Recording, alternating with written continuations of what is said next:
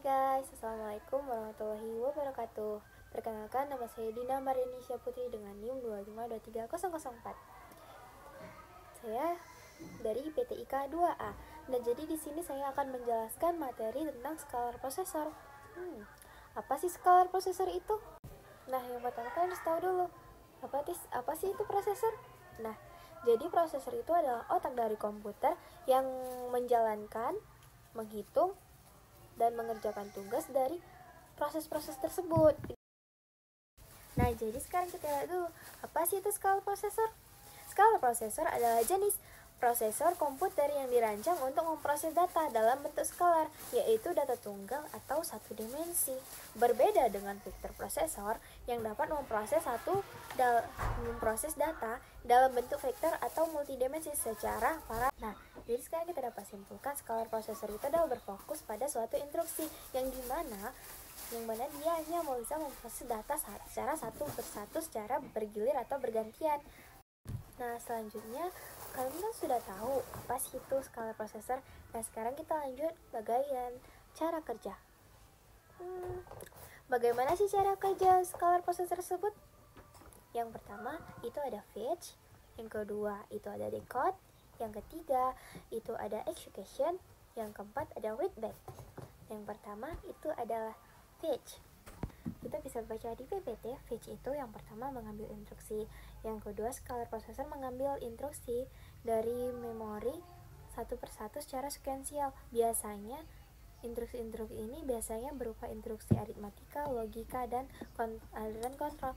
Prosesor ini berarti dapat kita simpulkan bahwa scalar prosesor ini dia mengambil instruksi-instruksi tersebut dari mana? Dari memori yang akan ditempatkan di buffer instruksi.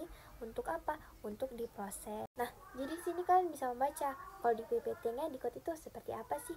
Tapi secara ringkasnya aku beritahu bahwa instruksi yang diambil dari decode itu untuk menentukan proses apa yang harusnya dijalankan. Proses apa yang akan dijalankan?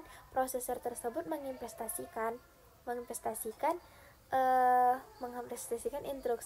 instruksi apa untuk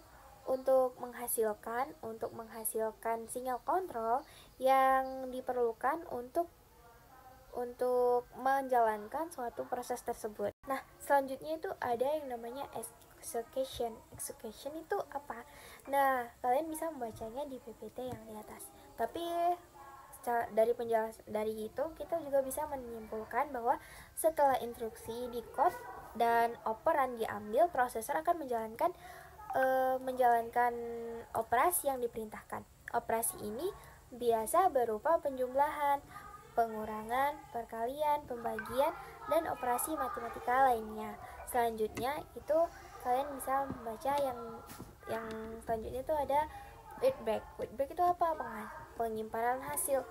Dari sini kita juga bisa menyimpulkan bahwa hasil operasi akan disimpan kembali ke register atau memori sesuai dengan kebutuhannya. Nah, selanjutnya tuh apa sih fungsi dari scalar prosesor tersebut? Apakah kalian tahu?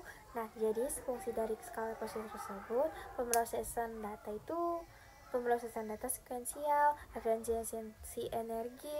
Setelah itu ada komplikasi hardware yang lebih sederhana.